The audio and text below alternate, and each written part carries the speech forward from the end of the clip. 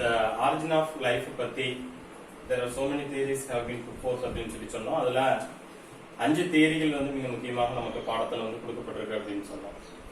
அந்த 5 தியரியில பார்த்தோம் அப்படின்னு சொன்னா yesterday we have discussed the 2 theories. என்னென்ன அப்படின்னு சொன்னா theory of special creation. So theory of special creation இது பார்த்தோம். சிறப்பு படைத்தல் கோட்பாடுன்னு சொல்லிட்டு ரெண்டாவது வந்துட்டு பார்த்தோம்னு சொன்னா தியரி ஆஃப் ஸ்பான்டேனியஸ் ஜெனரேஷன் அப்படின்னு சொல்லி சொன்னோம். தானாகவே தோன்றுதல் அப்படின்னு சொல்லி. ஸோ இன்னைக்கு வந்துட்டு ரிமைனிங் 3 தியரி பத்தி நம்ம பார்க்க இருக்கோம். ஸோ ஒன்று வந்து பார்த்தோம் அப்படின்னு சொன்னா அதாவது பயோஜெனிசிஸ் தியரி அப்படின்ட்டு பயோஜெனிசிஸ் தியரி உயிர்வெளி தோன்றல் கோட்பாடு அப்படின்னு பேரு. அதுக்கடுத்து the fourth one is Big Bang theory. Big Bang theory அதாவது பெரு வெடிப்பு கோட்பாடு அப்படின்னு பேரு. And the fifth one is theory of chemical evolution. Theory of chemical evolution வேதி பரிணாம கோட்பாடு அப்படின்னு பேரு. ஓகே, சோ இதெல்லாம் இதுல வந்து நம்ம 2 தியரி பத்தி நேத்தே படிச்சாச்சு. சோ இன்னைக்கு நம்ம 3வது தியரி அதாவது வந்து பார்த்தோம்னு சொன்னா பயோஜெனிசிஸ் தியரி அதாவது உயிர் வழி தோன்றல் கோட்பாடு அப்படிங்கறத பத்தி நம்ம பார்க்க இருக்கோம். ஓகே, அப்ப இதுல ஃபர்ஸ்ட் வந்துட்டு பயோஜெனிசிஸ் அப்படி தியரி அப்படின்னா என்ன சார் அப்படின்னு சொன்னா பயோஜெனிசிஸ் தியரி. இந்த தியரி என்ன சொல்லுது அப்படின்னு சொன்னா தமிழ்ல சொன்னா உயிர்வெளி தோன்றல் கோட்பாடு அப்படின்னு பேரு. The term biogenesis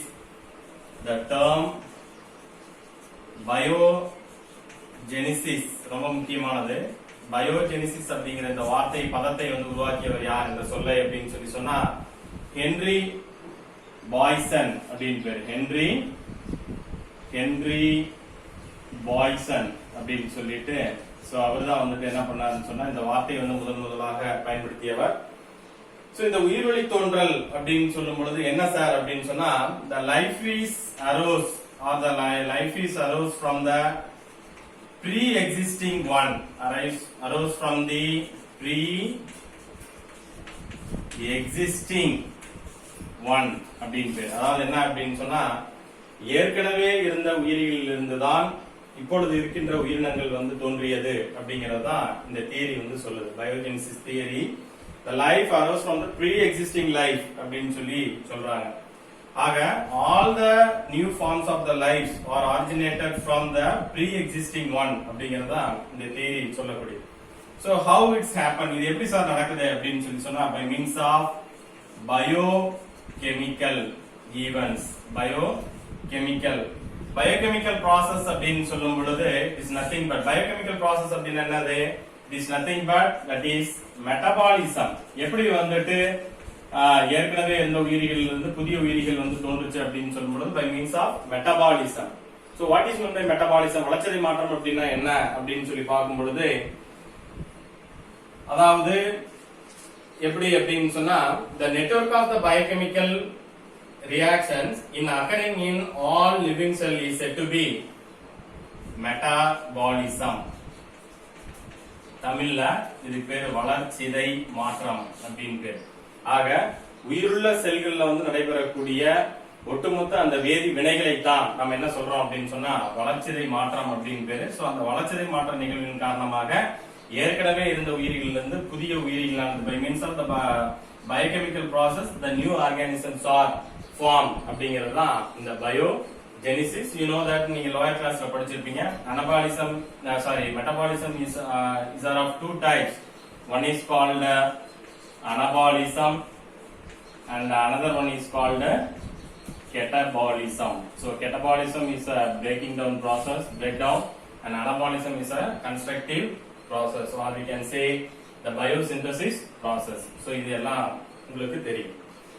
So this is what the biogenesis theory உயிர்வெளி தோன்றல் கோட்பாடு அப்படின்னு சொல்லி சொல்றோம். இதெல்லாம் ரொம்ப முக்கியமானது. The term biogenesis was coined by Henry Bastian. Okay, அடுத்தது வந்து பார்த்தோம்னு சொன்னா அடுத்த theory, the fourth theory, Big Bang theory.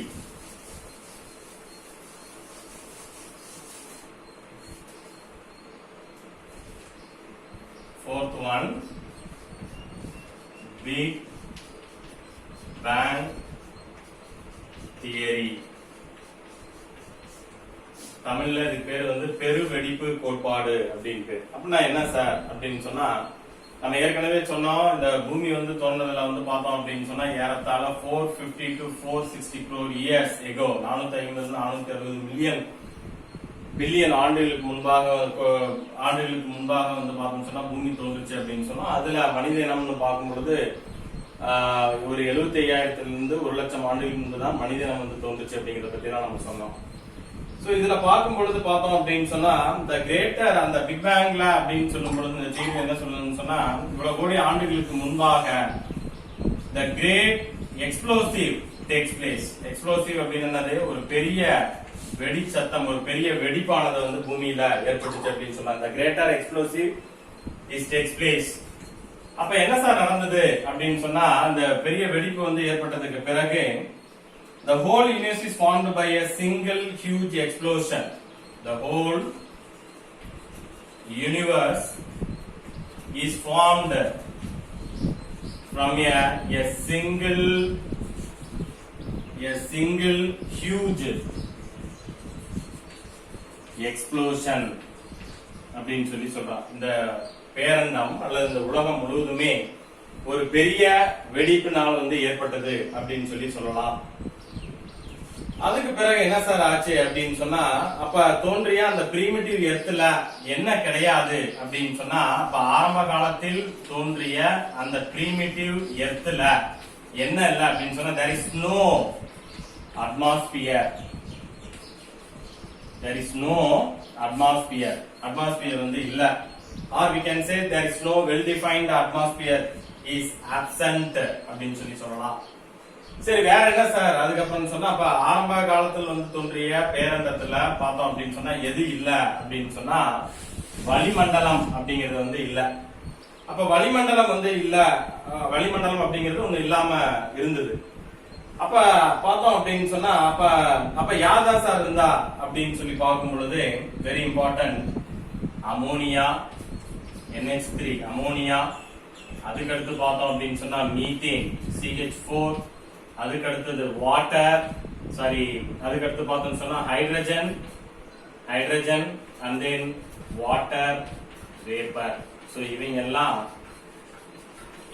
ஆரம்ப கால வளிமண்டலத்துல வந்து இருந்தாங்க. இது ரொம்ப முக்கியம், எக்ஸாம்ல இது கேட்பாங்க. சோ NH3 அப்ப ஆரம்ப கால வளிமண்டலத்துல இந்த primitive earth there is no atmosphere.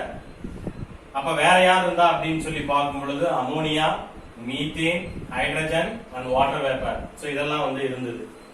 அதுக்கு பிறகு வந்து பார்த்தோம் அப்படின்னு சொன்னா என்ன நடந்தது அப்படின்னு சொன்னா, சன்லைட்ல இருந்து வந்த இந்த அல்ட்ரா வயலட் ரேஸ், சன்லைட்ல இருந்து வந்த அல்ட்ரா வயலட் ரேஸ் பார்த்தோம் அப்படின்னு சொன்னா, இதுல இருந்து வந்த ultra violet race, UV rays, ultra violet radiation வந்து பட்டு இது மேல வந்து பட்டு என்னாச்சு அப்படின்னு சொன்னா, வந்ததுக்கு பிறகு the splitting to proton, electrons and oxygen. So இது எல்லாம் வந்துட்டு வாட்டர் இது மாதிரி வந்து எல்லாம் பிரிஞ்சு போனதுக்கு பிறகு நம்ம புக்ல சொல்ற மாதிரி சொன்னோம் அப்படின்னு சொன்னா, ஹைட்ரஜனாகவும் ஆக்சிஜனாகவும் வந்து பிரிஞ்சுது. ஹைட்ரஜனாகவும் ஆக்சிஜனாகவும் வந்துட்டு இது வந்து பிரிஞ்சுது.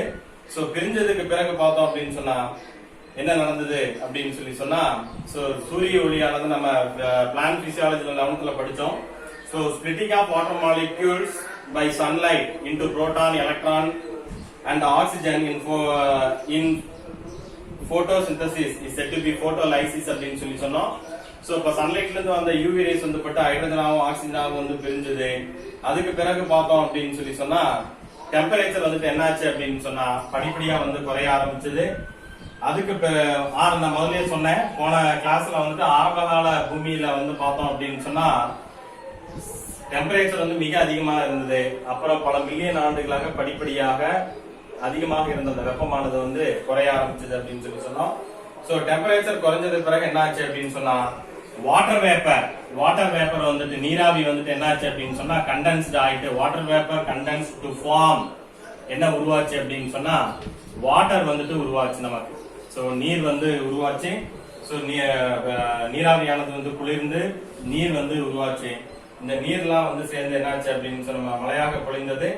அதுக்கு பிறகு depression present in the earth is filled with water. So பூமியில வந்து காணப்பட்ட மேல் பள்ளங்கள்ல வந்து பார்த்தோம் அப்படின்னு சொன்னா the depressions which are present in the earth which is filled by water. So பூமியினுடைய மேற்புற பகுதியில் பள்ளங்களில் பள்ளத்துல எல்லாத்துலயுமே நீராவியானது குளிர்ந்து நீராக மாறி மழையாக பொழிந்தது. அப்படி மழையாக பொழிந்த அந்த நீர்கள் எல்லாம் பூமியினுடைய மேற்பரப்புல வந்து காணப்பட்ட பள்ளங்கள்ல வந்து தேங்கி பெரிய நீர் திவலைகளாக வந்து மாறிச்சு அப்படின்னு சொல்லி சொல்றாங்க. நீர் வந்து உருவாச்சு. சோ அதுக்கு பிறகு இந்த வாட்டர் பாடிஸ் எல்லாம் சேர்ந்து நிறைய more number of water bodies இதெல்லாம் வந்து இணைந்து பிறகு என்னவாக மாறிச்சு அப்படின்னு சொன்னா ஓஷனாக கடலாக வந்து என்னாச்சு அப்படின்னு சொன்னா உருவெடுத்தது அப்படின்னு சொல்லி சொன்னாங்க. அதுக்கு பிறகு அந்த இந்த அமோனியா அண்ட் மீத்தேன் முதல்ல சொன்ன பாருங்க. அதுக்கு பிறகு இந்த அமோனியா அண்ட் மீத்தேன் இந்த ரெண்டும் வந்து இணைஞ்சு என்ன ஆச்சு அப்படின்னு சொன்னா to form carbon dioxide plus other gases வந்துட்டு உருவாச்சு. Then finally the formation of very important co-acerbates அப்படின்னு சொல்லக்கூடிய இந்த உருவாச்சு. So co-acerbates அப்படிங்கிறது என்ன அப்படின்னு சொன்னா they are nothing but they are the large colloidal substances or the particles precipitate in the aqueous medium.